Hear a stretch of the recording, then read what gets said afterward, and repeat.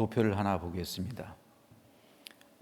지난번 호세아서 읽을 때 처음으로 보여드린 도표인데 선지자들의 활동 시기입니다. 엘리사가 주전 798년에 죽었고요. 이때 후로 이제 문서 선교사들이 이제 사역하기 시작하는 겁니다. 엘리사와 동시대 사람 요엘이 있었습니다.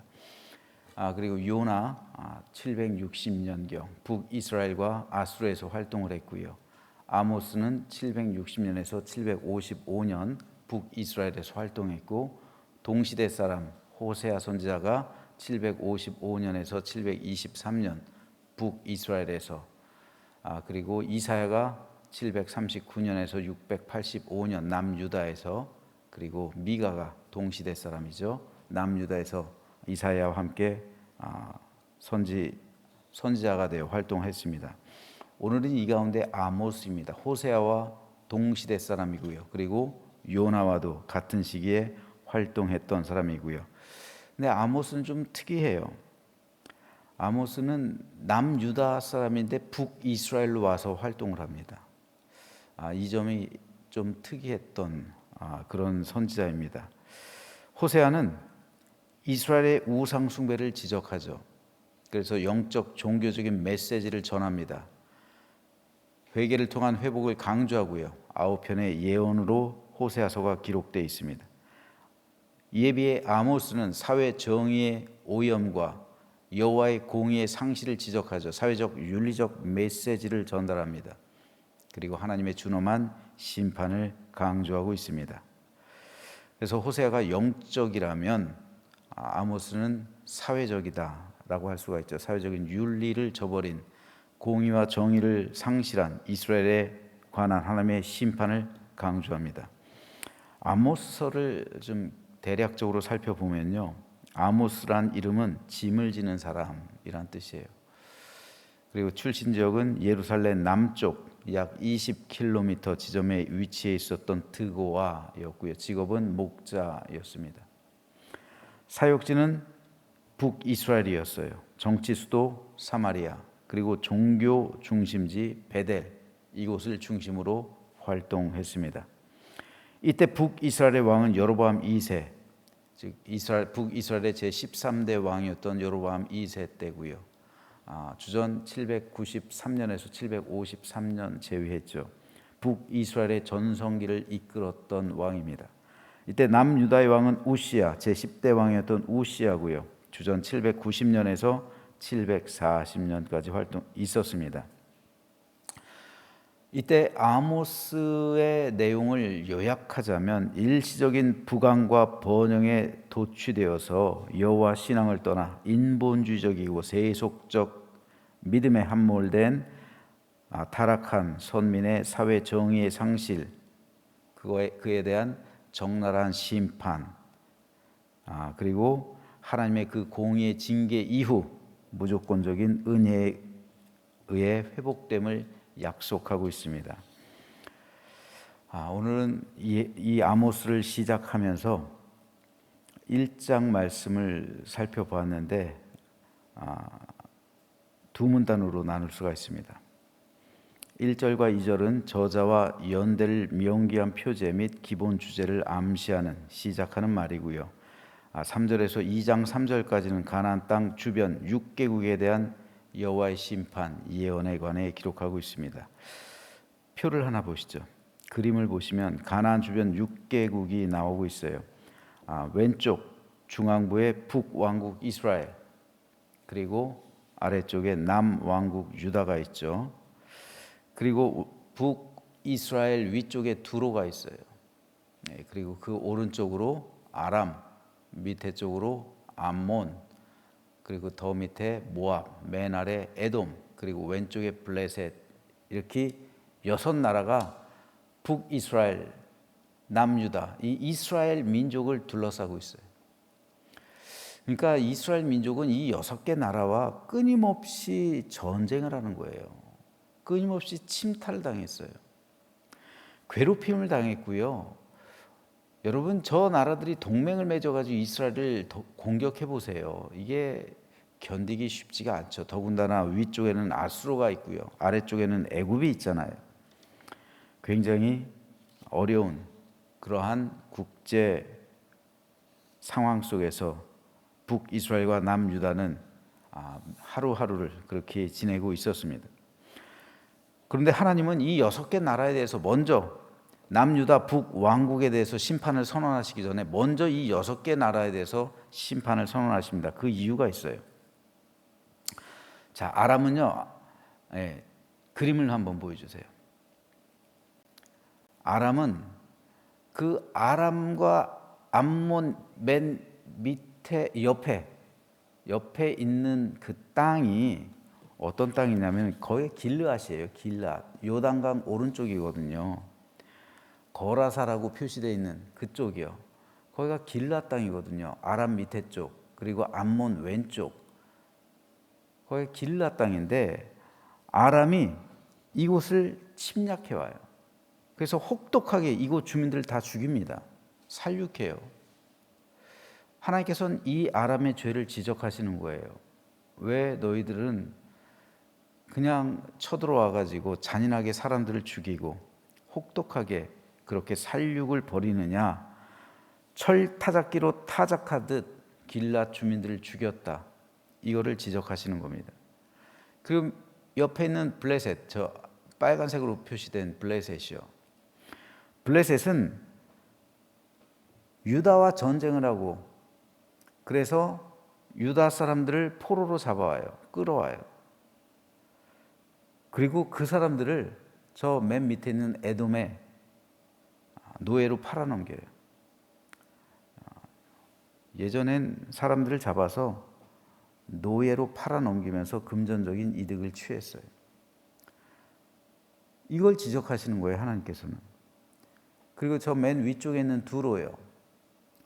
두로는 사실 남유다와 북왕국 이스라엘, 남왕국 유다 합쳐졌을 때 이스라엘이요. 통일 이스라엘. 다윗과 두로의 왕이 얼마나 친밀했습니까? 동맹 관계예요. 솔로몬 때까지 이어졌잖아요. 그런 동맹 관계인데 그 동맹 계약을 무시하죠. 파기해요. 그리고 이들을 침략해 와서 사람들 사로잡아요. 또 포로로 잡아가요. 블레셋과 마찬가지로 이들이 동맹 관계를 파기했을 뿐 아니라 이스라엘 백성을 또 저 맨 밑에는 에돔의 이들도 팔아넘겨요. 인신매매를 해요. 하나님께서는 이 죄악을 지적하시는 거예요. 동맹 관계 파기 그리고 인신매매. 그리고 맨 아래에 있는 에돔이요. 에돔은 그 이스라엘 민족과 형제 관계잖아요. 친척 관계잖아요. 에서의 후손이니까요. 그 어느 나라보다 더 민족적으로 친밀한 혈연 관계에 있었는데 칼로 그의 형제를 죽였다. 하나님의 말씀이에요. 칼로 너희들의 형제를 죽였다. 에돔 너희들은 에서의 후손이고 이스라엘은 야곱의 후손인데 너희들이 칼로 이스라엘을 죽였다. 다시 말해서 너희 형제를 죽였다는 거예요. 그리고 형제에 대해 항상 맹렬한 분노를 품었기 때문에 에돔과 이스라엘은 형제국이었지만 에돔은 늘 이스라엘에 대해서 칼을 갈고 있었어요. 그래서 분노했고 그리고 이스라엘 민족을 백성들을 노예로 삼잖아요. 이 죄악을 지적하시는 겁니다. 그리고 오른쪽 위에 있는 암몬이요. 아람 밑에 있는 암몬은 국경을 넓히려고 이스라엘을 침략해요. 저 길앗 땅이에요. 왼쪽에 있는 길앗 땅을 침략해 가요. 그리고 심지어는 임신한 여인의 배를 갈라요. 칼로. 그렇게 잔인하게 행동합니다. 하나님께서는 이 죄악을 지적하시는 거예요. 그리고 아래에 있는 모압이요. 모압은 에돔과 전쟁을 하는데 에돔 왕의 무덤을 파헤쳐요. 죽은 왕의 무덤을 파헤치고 유골을 불태워요. 그리고 그것을 회로 만들어요. 이 사람 그걸 뼈를 태워서 그걸 석회가루처럼 만들어가지고 그걸 반죽해가지고 그걸 회칠해요. 아주 잔인하죠. 폐륜적이고 반인륜적으로 행동한 이 죄악을 지적하고 있는 거예요. 하나님께서는 남유다 그리고 특별히 북이스라엘의 죄악을 지적하시기 전에 그들에게 대해서 심판을 전하시기 전에 먼저 북이스라엘과 남유다를 괴롭히던 주변 6개국에 대한 심판을 먼저 선언하시는 겁니다. 아모스서를 한 구절로 압축해서 요약하라 말한다면 정의와 공의라고 할 수가 있어요. 하나님은 정의와 공의의 하나님입니다. 마찬가지로 하나님의 백성들은 하나님을 따라 정의와 공의를 베푸는 삶을 살아가야 합니다. 그렇기 때문에 아모스의 주제는 오직 정의를 물같이 공의를 마르지 않는 강같이 흐르게 할지어다 라는 요절로 압축할 수가 있습니다.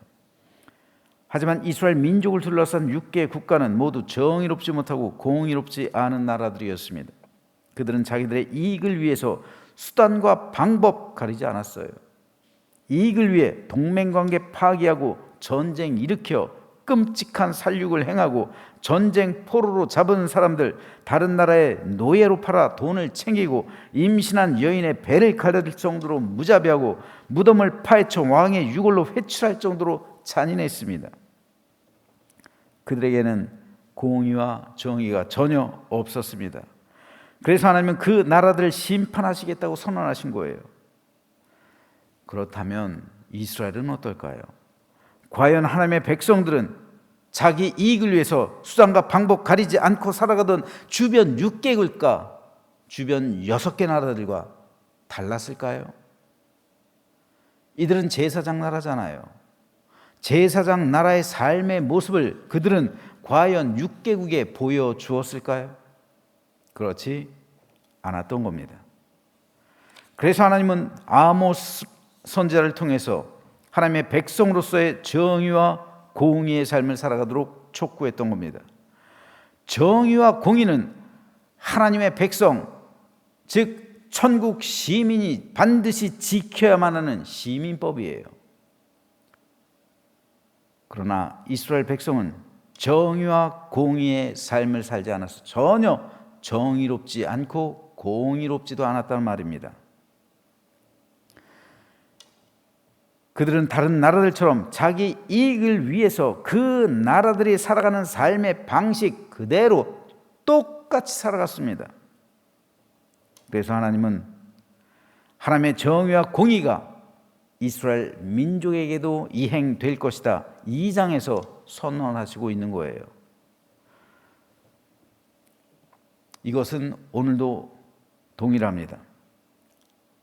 하나님은 하나님의 백성이 이 세상에서 정의롭고 공의로운 삶을 살아가기를 바라십니다. 기독교를 흔히 사랑의 종교로만 알고 있는데 그렇지 않습니다. 하나님의 사랑은 정의와 공의로서 완성되는 거예요. 사랑이 오른쪽 날개라면 정의와 공의는 왼쪽 날개입니다.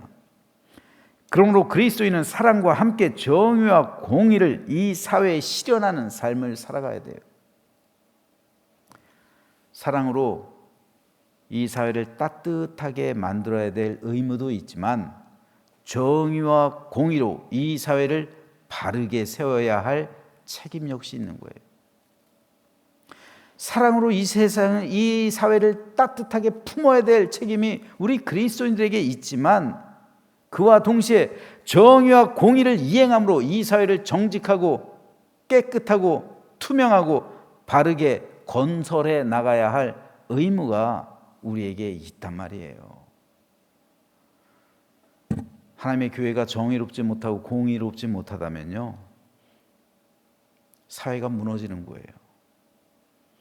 교회는 하나님 보실 때 이 사회를 지탱해 나가는 최후의 보루입니다. 최후의 보루가 무너지면 그 사회는 심판받는 거예요. 하나님 보실 때 최후의 보루는 국회가 아니에요. 하나님 보실 때 최후의 보루는 정치권이 아닙니다. 하나님 보실 때 이 나라 이 민족의 최후의 보루는 교회들이에요. 그런데 교회들 가운데 정의와 공의가 시행되지 않고 있다면, 교회들 가운데 정의와 공의가 사라졌다면 그 사회는 심판을 받게 되는 거예요. 이스라엘 민족이 그랬잖아요. 지금 세계가 혼란스러워요. 마치 춘추 전국 시대처럼 각자 도생의 길을 걸어가고 있어요. 이제까지 동맹이었던 나라들이 서로 뒤통수를 치고 있어요. 이런 시대 속에서 하나님께서 원하시는 국가, 어떤 국가를 하나님께서 원하시는가? 어떤 국가가, 어떤 나라가, 어떤 민족이 하나님의 마음에 합한 나라와 민족일까요? 어떤 국가일까요? 내 이익 때문에 다른 나라를 침략하지 않는 나라입니다. 경제 역시 포함되는 거예요. 러시아는 무기를 들고 침략했지만 다른 나라들은 돈을 들고 침략할 수도 있는 거예요. 내 이익을 위해 동맹관계, 내 돈을 벌기 위해 파기할 수 있단 말이에요. 지금 그런 일들이 비일비재하게 일어나고 있단 말입니다. 하지만 하나님께서 원하시는 나라는 공의롭고 정의로운 나라예요. 제사장 나라만이 공의롭고 정의로울 수 있는 거예요. 하나님 나라만이 공의롭고 정의로운 그런 국제 질서 속에서, 국제 질서가 얼마나 지금 피비린내 납니까? 이런 상황 속에서 순진하게 공의와 정의를 이행하라고요? 제사장 나라만이 그렇게 할 수가 있는 거예요. 왜요? 그 나라의 왕은 하나님이니까요. 제사장 나라만이 하나님이 우리 나라의 왕입니다 라고 고백하는 나라와 민족만이 그 일을 해낼 수가 있는 거예요. 그래야 하나님의 공의와 정의가 세상 가운데 퍼지지 않을까요? 저는 우리 나라와 민족이 그런 나라가 되길 바랍니다. 말로만 제사장 나라가 아니라요, 제사장 나라가 되기 위해선 공의와 정의를 세계 가운데 이행해야 돼요. 내 유익을 위해 뒤통수 치지 않고, 내 이익을 위해 침략하지 않고, 오히려 공의와 정의로, 그리고 사랑으로 다른 나라와 민족을 이끌어줄 수 있는 영향력 미치는 나라, 그 나라가 제사장 나라고요. 그리고 그런 나라를 하나님께서 사용하셔서 하나님의 거룩한 도구가 되게 하는 겁니다. 저는 우리나라가 그런 나라와 민족이 되기를 소망합니다. 그리고 특별히 하나님의 교회와 성도 깨어 있어서 공의롭고 정의로운 교회와 성도가 되기를 소망합니다. 하나님이 바라보실 때 최후의 보루는 교회들이요, 성도입니다. 여기에 무너지면 이 나라의 민족이 제사장 나라를 꿈꾸기는커녕 아무것도 할 수가 없어요. 하나님의 심판을 받습니다.